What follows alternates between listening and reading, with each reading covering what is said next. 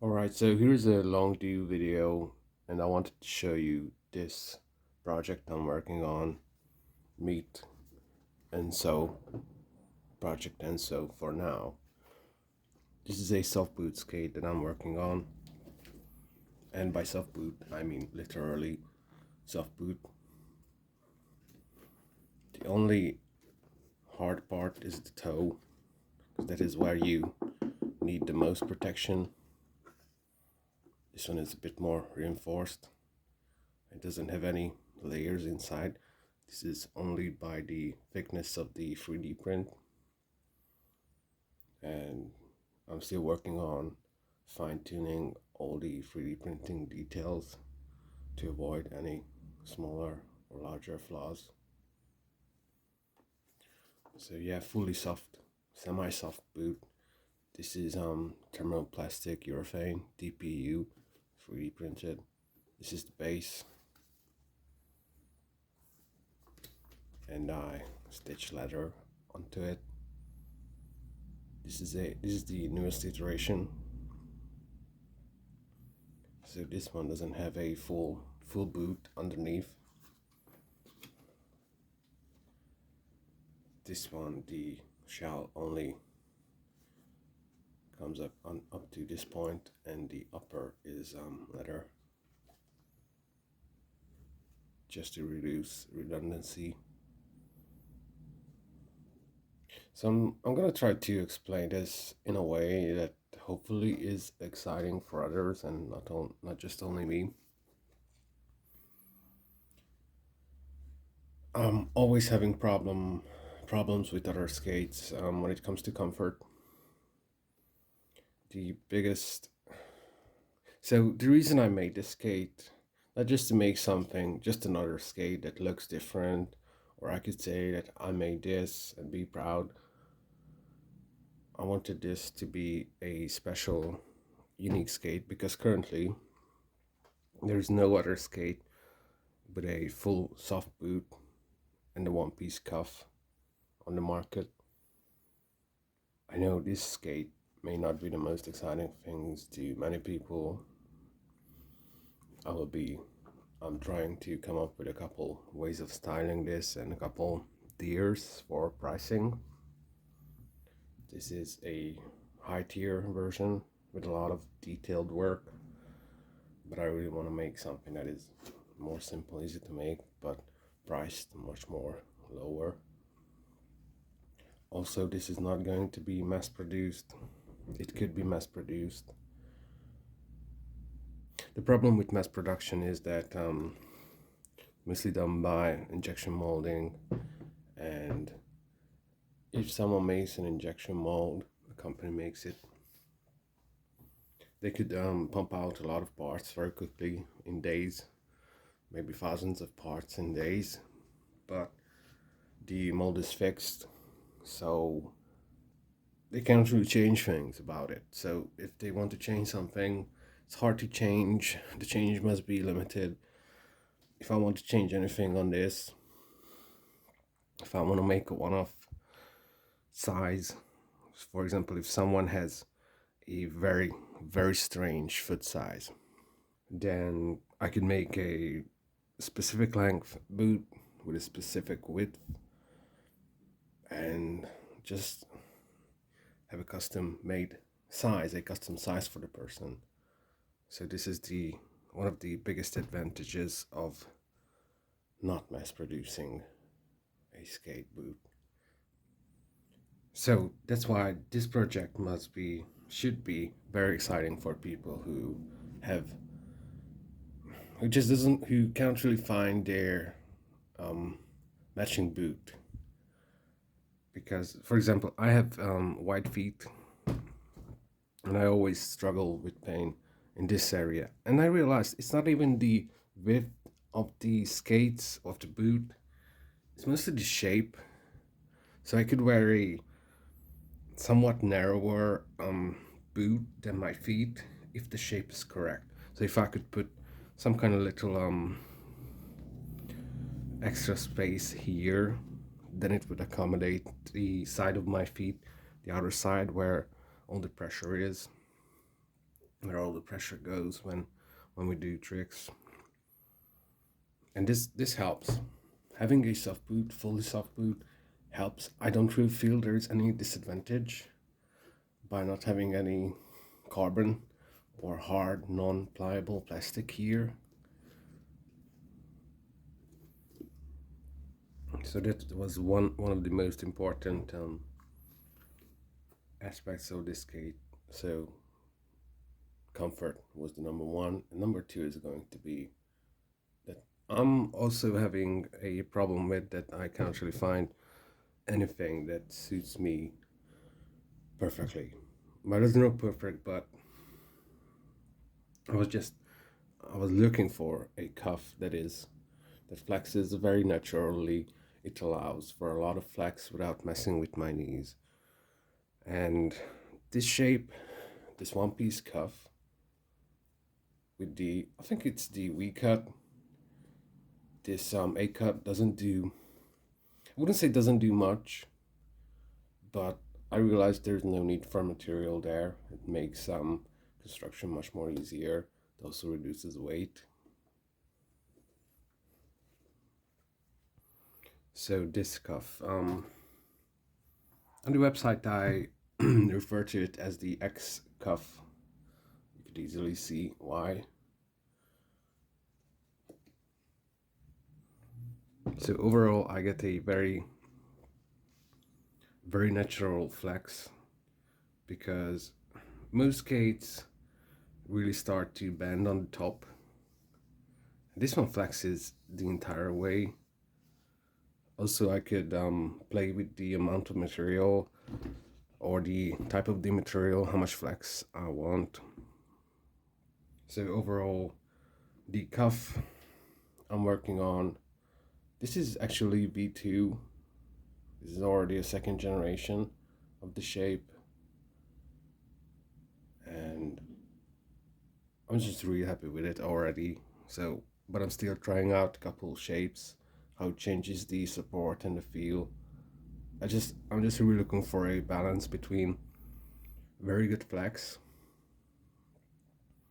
and decent enough support to land from higher jumps and drops without the problem, and also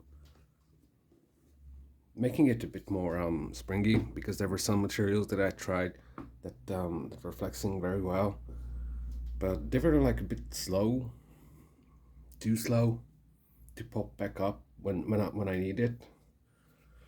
So this is still a bit work in progress, mostly the material.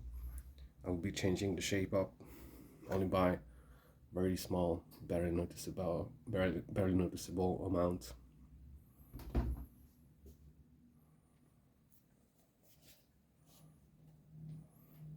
So the bottom of the boot is not hard.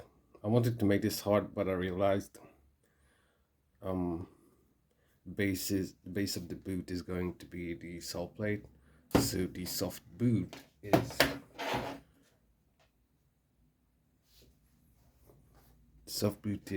mounted to the plate by these M4 countersunk bolts. The cuff is bolted separately and not through the boot. That was my first version, but it was too complicated.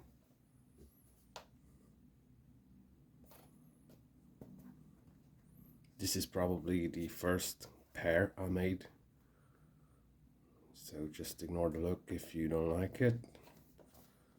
And you can see I'm using M4 weld nuts, and these don't even have to be strong because they don't really take a lot of force, because also the UFS bolt and the receiver is holding down the boot as well onto the plate. Currently don't have a single one that is disassembled, but you could see the cuff is mounted into the plate. And I tried the cuffs. I tried to jump from my own height, so about 2 meters, and they were holding up well. the bolts and the receivers were holding up well. Didn't have a problem with durability. There's also one more thing that I really like about the boot that I didn't really get with there's other skate boots. I don't think I could show it. Maybe by showing the plans on the screen that the um right here the heel is much more cupped, much more folding onto over your heel here, where you have it's pretty much not the best skate to show this, but it really hugs your heel very well, mostly if you tighten it strongly.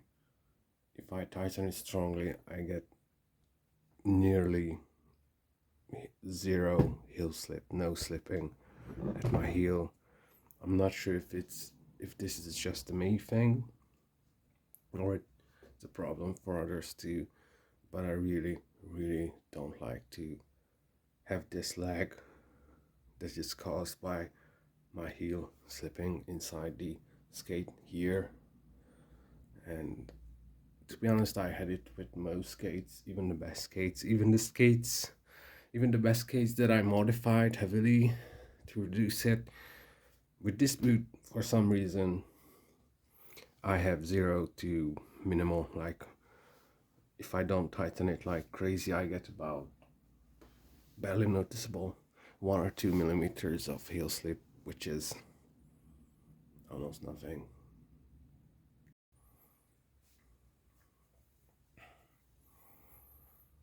Also, a little bit extra ranting about size and width. Okay, so I have a somewhat wider feet, slightly wider than average, and I normally need to size up by 1 or 2 sizes depending on the skate. Only in skates, in shoes, I don't have to size up. And this is the third size that I made, and I don't want to make this size to fit me. I want to come up with a generic one, and if someone has a very special, very narrow, very wide, very short, or narrow, or long and narrow foot, I could adjust it, I could design, I could rescale the model, and I could match the plate for it, because the boot fits inside the plate, so it's designed to match.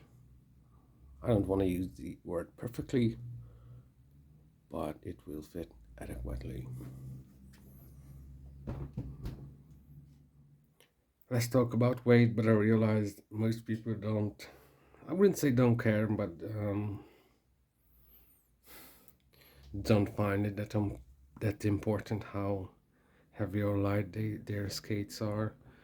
This one complete 1.65 kilograms per side, so that's like equal to a USD carbon skate, and my previous versions were much lighter. Those were around 1.5 kilograms, so this is a bit heavier by 150, but mostly it's the materials, mostly the translucent cuff, mostly the beefier, it's not beefy, but beefier than the previous version, sole plates. Alright, let's talk about future plans. I love this project because it's so open-ended, and I also hate it because there's just so many ways I could go with it, so makes me hesitate so much. Like, where do I want to go next? Where should I go? Should I go more complex, more simple? What should I change? How do I want to offer this for sale? Current plan is the old plan. I want to offer this as without the skin or very small amount of leather.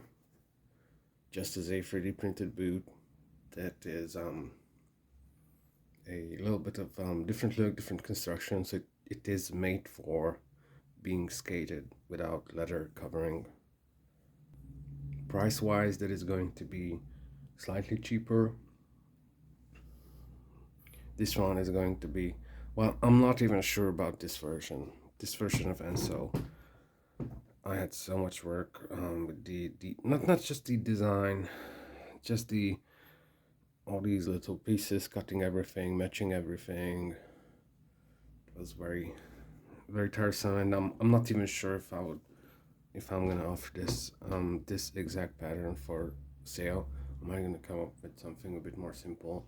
So that was all the small presentation I had about the Fractal Enso skates. Currently Project Enso until I finalize more things about it. The thing is that I'm not sure if I want to finalize this. Maybe I finalize the 3D printed version that will have a much higher demand.